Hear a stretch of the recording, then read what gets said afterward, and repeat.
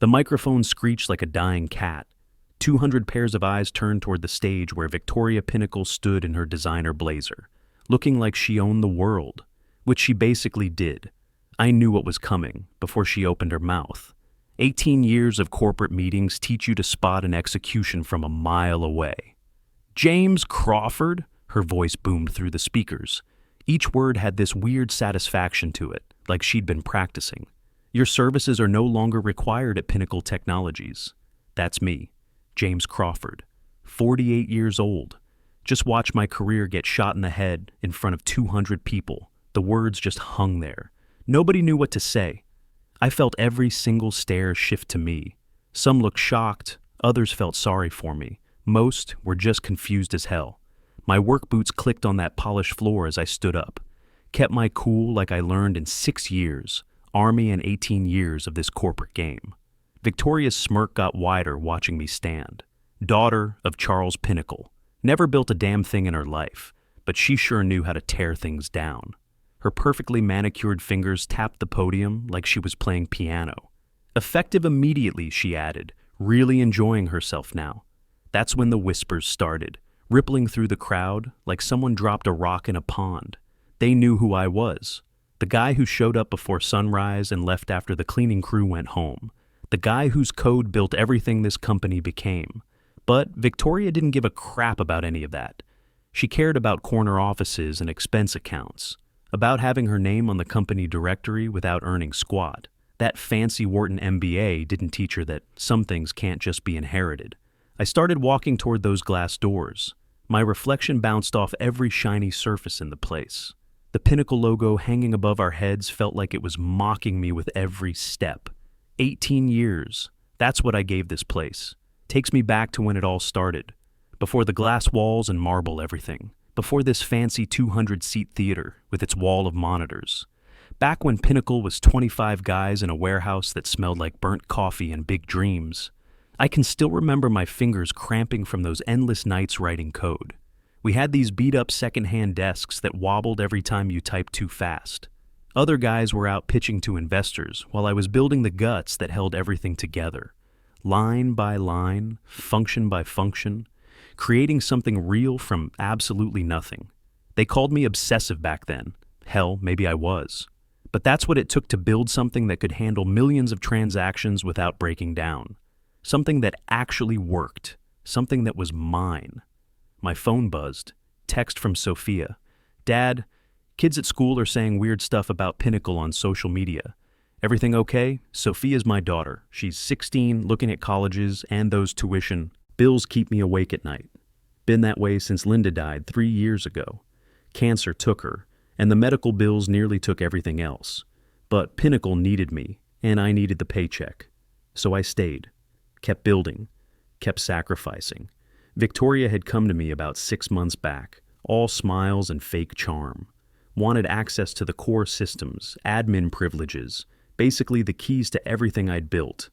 Come on, James, she'd said, leaning against my office door like she already owned it, which her family did. I need to understand how everything works if I'm going to modernize this place. Bring us into the 21st century. System has security protocols for a reason, I told her without looking up from my screen. Some doors are supposed to stay locked. Her smile went cold for just a second. I caught a glimpse of something ugly underneath before she put the mask back on.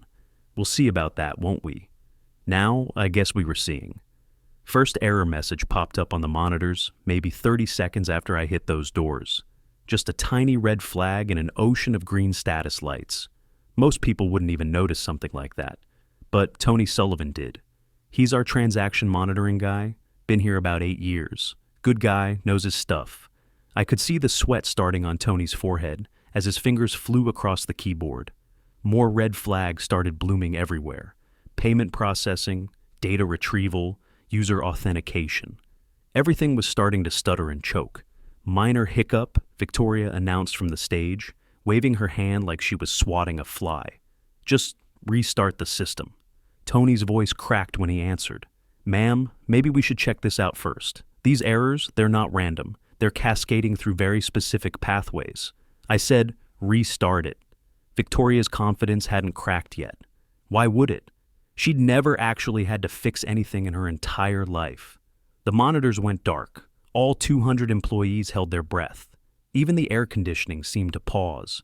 Then the screens came blazing back up. 3 words in blood red across every single display. Primary key missing. Dead silence. You could hear Victoria's designer shoes shifting on the stage. Could hear Tony's fingers hovering over his keyboard, afraid to type another command. What does that mean? Victoria's voice had lost all its boom. Now she just sounded like a scared woman trying not to show it. Means, Tony said real slow, the system doesn't recognize any administrator. We're completely locked out. All hell broke loose. 200 voices talking at once. Phones started buzzing like angry wasps. Executives grabbing their devices left and right. Faces going white as client calls started flooding in. Our biggest contracts couldn't process. Millions of dollars just sitting there, frozen in digital limbo. I stood by those doors watching the whole thing unfold. It was beautiful and terrible at the same time. Then we heard the footsteps, heavy ones echoing down the corridor like a death march. Charles Pinnacle doesn't walk into rooms. He takes them over. The doors burst open and there he was.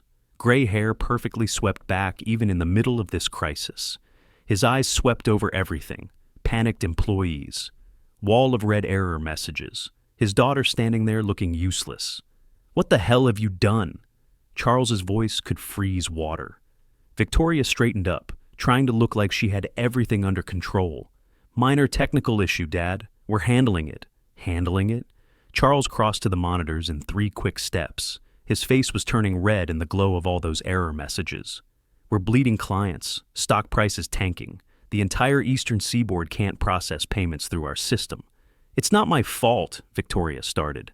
The system's poorly designed. Legacy infrastructure that needed updating anyway.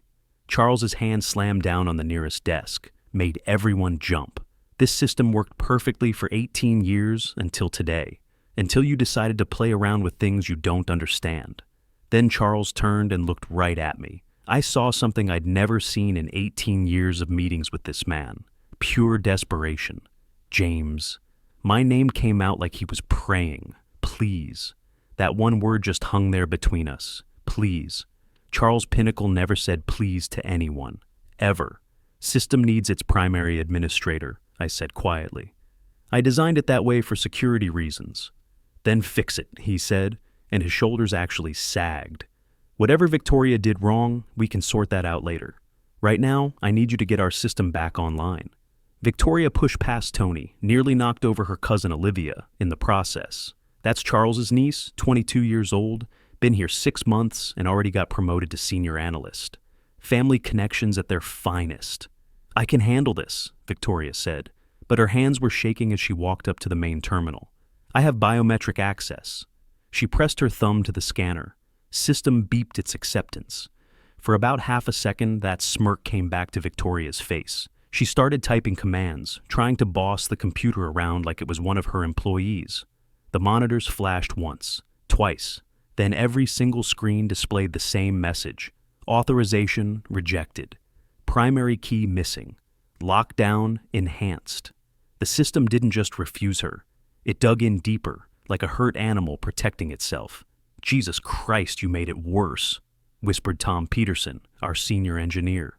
Then louder, so everyone could hear. She made it worse. Tony spoke up from his workstation, voice carrying across the dead quiet room. Backups are nothing without the original. That phrase spread through the crowd like wildfire. Backups are nothing without the original. 200 employees finally getting what they just witnessed. Victoria wasn't just failing to fix this. The system was actively rejecting her, like a body rejecting a bad organ transplant. Charles's phone rang. He answered. It with fingers that were actually shaking. His face got paler with every word from whoever was on the other end. When he hung up, his voice sounded hollow. We're losing $600,000 per hour. The financial dashboard on the big screen confirmed it. Numbers spinning backwards like a slot machine in reverse.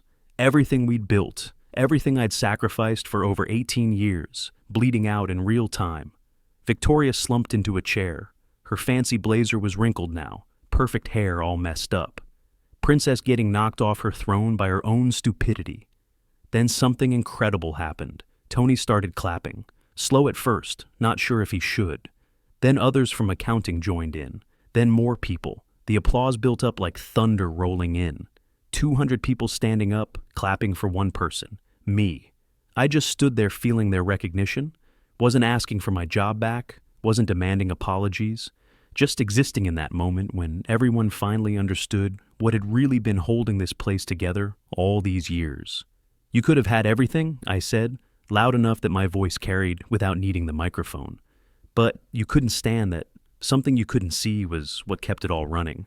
I turned back toward those doors. Maybe that's the problem when you inherit everything.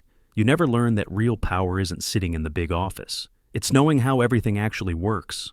Charles made one desperate attempt. Name your price, James. Any salary, any position. Hell, I'll make you CTO. I kept walking. Here's what they didn't know, what I'd never told a soul. Back when Sophia was just a baby and got really sick, I was coding from her hospital room, staying awake with all those machines beeping, going through company documents to keep myself alert. Found something buried in the legal paperwork, an IP agreement from the old warehouse days, before we had real lawyers, before Pinnacle money turned us into a corporation. Back when we were just dreamers with big ideas, the core system, the fundamental architecture, everything else was built on top of. It belonged to whoever created it. That was me. They could own the company, the buildings, all the contracts, but the beating heart of Pinnacle Technologies, that was always mine. Victoria actually did me a favor firing me in public like that. Cut the one legal thread that might have made ownership complicated, my employment contract. Those glass doors closed behind me with barely a whisper. Employees were lined up in the hallway, some nodding with respect, others just staring like they'd seen a ghost. They finally got it. The system hadn't rebelled against authority. It just recognized its creator was leaving and decided to go with him. Charles's voice echoed behind me, still pleading. I didn't turn around. My boots clicked on that polished floor one last time. Each step felt lighter than the last. The evening air hit my face when I stepped outside, cool and clean. Street, noise and regular life continuing like nothing had happened, even though there was total chaos in that glass tower behind me. Pulled out my phone, already buzzing with messages, job offers, consulting requests, venture capital guys wanting to build something new with someone who actually understood how things worked. But first I had a call to make. Dad? Sophia picked up on the second ring. Are you okay? Kids are posting crazy stuff about Pinnacle online. I'm fine, sweetheart. Better than fine, actually. Did you really get fired? In front of everyone?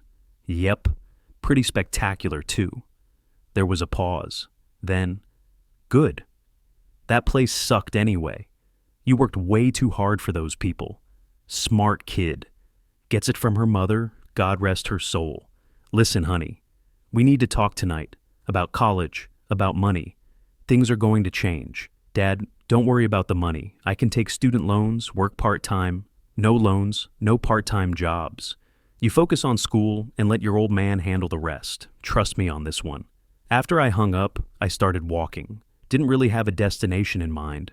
Just needed to move. 3 blocks from Pinnacle Tower, I found myself standing in front of Murphy's bar. Same dive I'd been coming to for 8 years. Jimmy the bartender looked up from wiping glasses. Little early today, James? Rough day at the office? You could say that. I slid onto my usual stool. Bourbon. Make it a double. Jimmy poured without asking which brand. He knew my preferences. Want to talk about it? Just got fired. In front of 200 people. Damn, man. That's brutal. Jimmy leaned on the bar. What you gonna do? Before I could answer, my phone started going crazy. Text after text rolling in. Word travels fast in tech circles. First one from David Park at Secure System Solutions. Holy hell, James. Heard what happened. We need to talk ASAP. Second from Lisa Rodriguez at Tech Venture Capital. James, call me immediately. Have a proposition that'll interest you. Third from Tony, still back at Pinnacle. Boss, systems getting worse by the minute. Stock down 35%. Media going nuts. Call when you can. More kept coming. Seemed like every tech company on the East Coast had heard the news already. Popular guy, Jimmy said, refilling my glass. Yeah, well, I flipped the phone face down.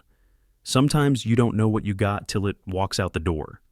Truth was, I'd been planning this moment for months, not getting fired exactly, but getting out. Ever since Victoria started making noise about digital transformation and disrupting legacy systems, Army taught me to always have an exit strategy. See, what Victoria never understood about system architecture is it's not just code, it's relationships, dependencies. One thing connects to another, which connects to another. Pull out the wrong piece and everything falls apart. I built Pinnacle's system like I learned to build anything in the military. Redundancy where it matters. Single points of failure where you want control, and always keep the master key. My phone buzzed again. This time it was Charles himself. James, thank God. Listen, we need to talk. This is bigger than I thought. Really? How big? Federal regulators are calling. SEC wants answers. FDIC's threatening an emergency audit.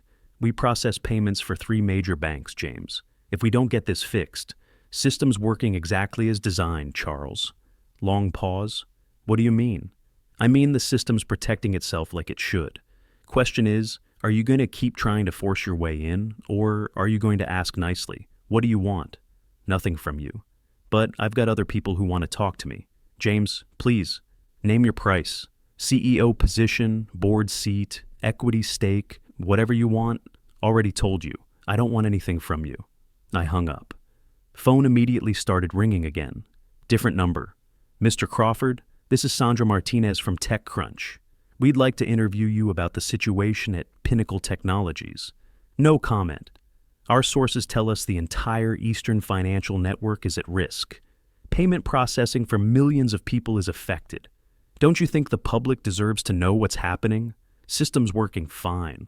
Talk to Pinnacle management about why they can't access it. Hung up again. Jimmy was grinning. You're having fun with this. Little bit. I finished my bourbon.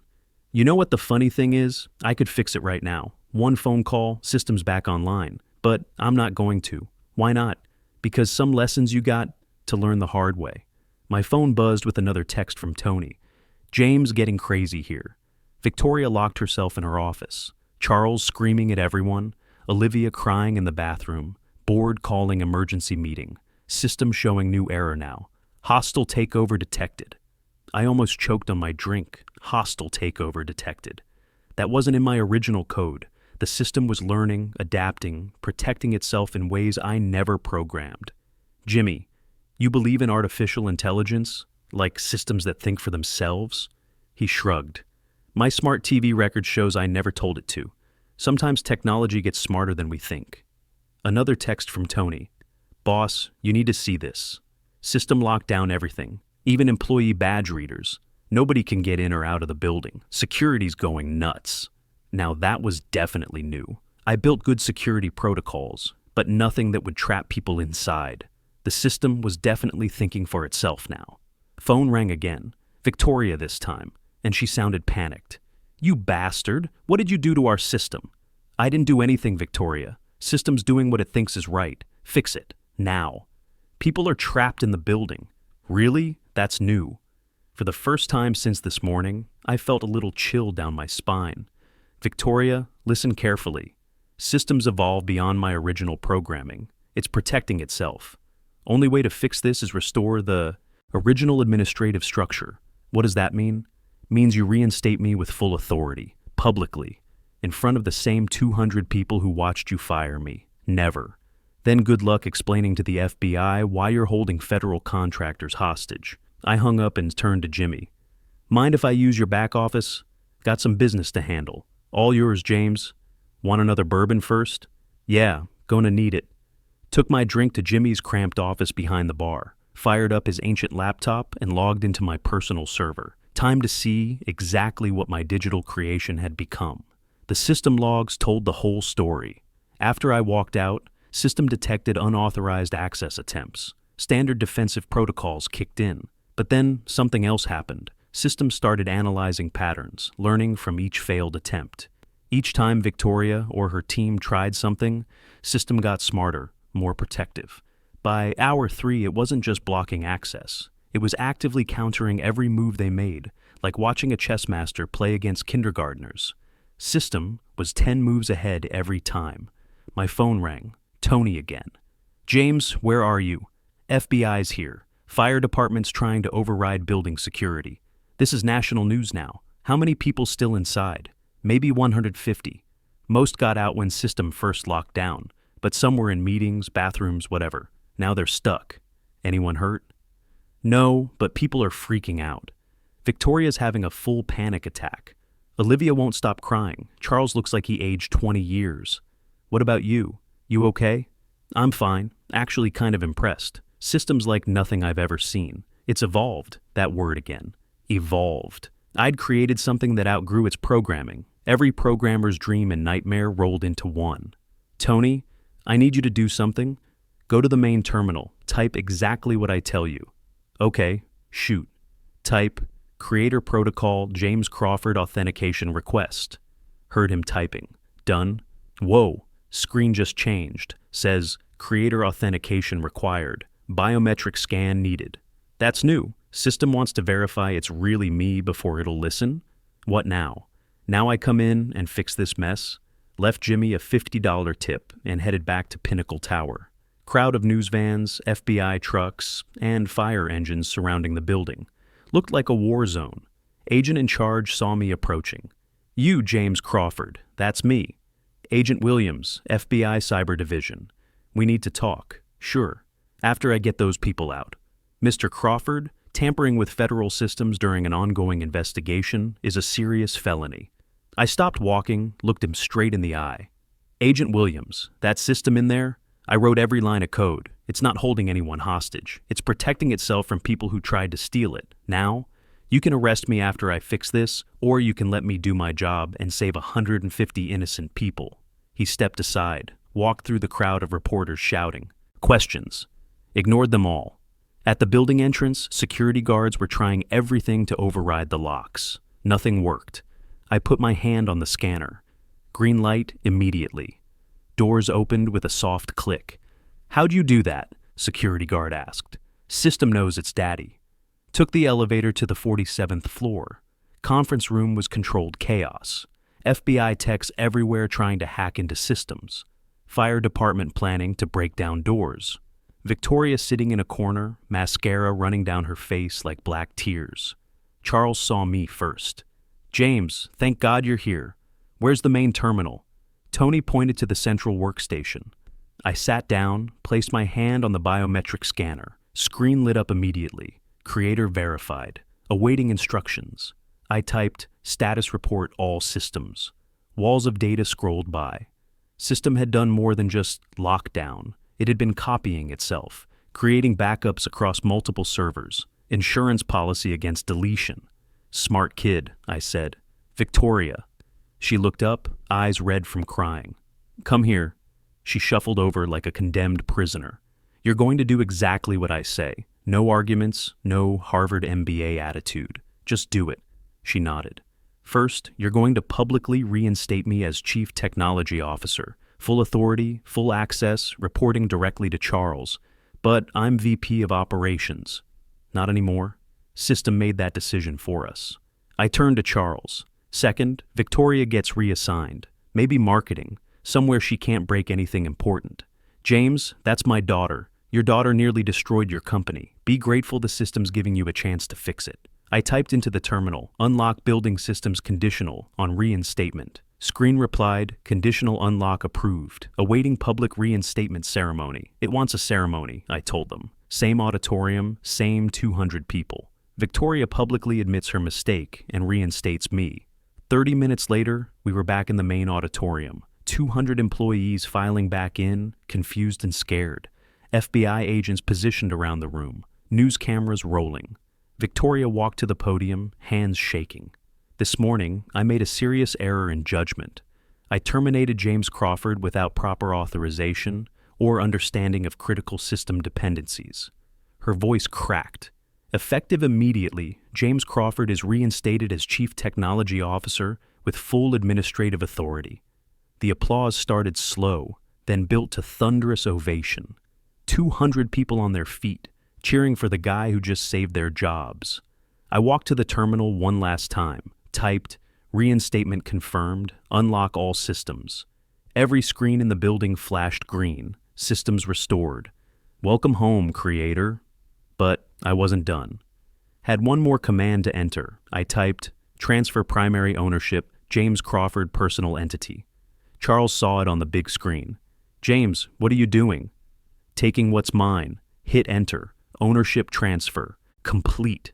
Pinnacle Technologies now licensed user of Crawford Systems architecture. Congratulations, Charles. You just became my biggest client. Walked out of there for the second time that day. But this time, I own the keys to the kingdom. 2 weeks later, I was sitting in Sophia's college admissions office, writing a check for 4 years' tuition. Full payment, no loans. Dad, this is insanely expensive. Honey, when you build something real, something that works, something that thinks for itself, people pay for that. System was still running at Pinnacle, but now they paid licensing fees to Crawford Secure Systems LLC every month. $40,000 like clockwork. Victoria, she's in strategic partnerships now, writing blog posts about innovation. And Charles, he calls me sir now. Sometimes the best revenge isn't getting even, it's getting everything. The system knew its master, always had. Just took 18 years for everyone else to figure it out.